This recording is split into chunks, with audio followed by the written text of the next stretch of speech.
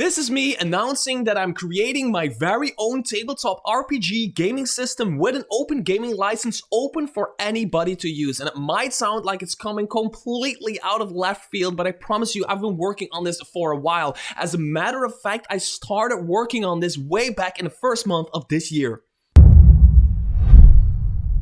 So although this is all still in the beginning and starting phases, I wanted some input and opinions from the community. So if you have any opinions, any whatever, put it in the comments below or jump into my Discord so we can talk about this. I want to first talk about the OGL, and I already have a few articles written down for the OGL. By the way, the OGL is going to be titled The Troll, the Tarrasque's Really Open License. So the Tarrasque's Really Open License, or the Troll, is an open license for anybody to use for my personal D20 gaming system. So I'm going to read the two articles that I have right now for you, and then I'm going to kind of explain what my thought process is for all of them.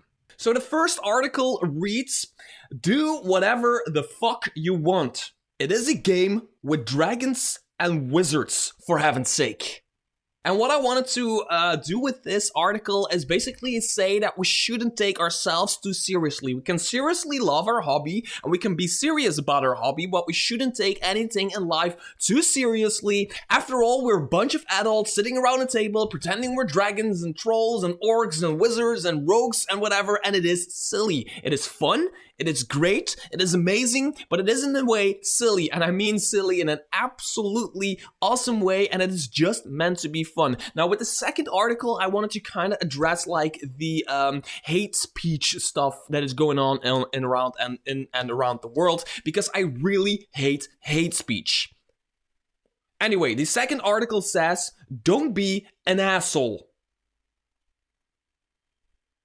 Now let's move on to the gaming system. Now all of this is still in the testing phase, but it is a D20 gaming system, and it is really simple, and right now it is still an oversimplification of the rules that I want to work out with an entire team of creators that are actually going to help me with this.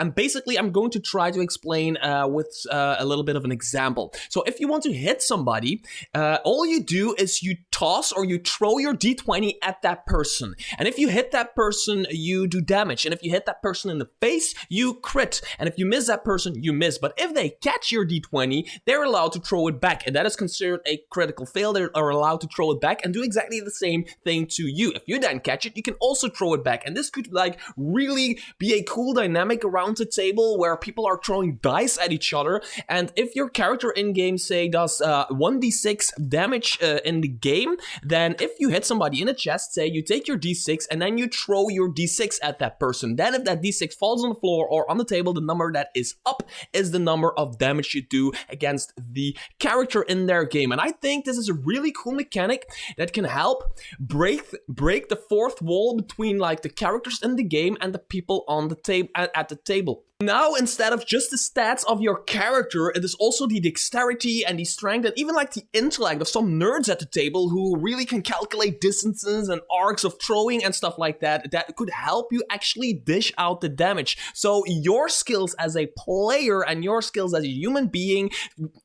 directly translate to your skills, to the skills of your character in game. Just to give you an example, you might put your D20 in your left hand and then you act like you throw it, but it's not here. It's actually here, and then you throw it and you might hit somebody in the face.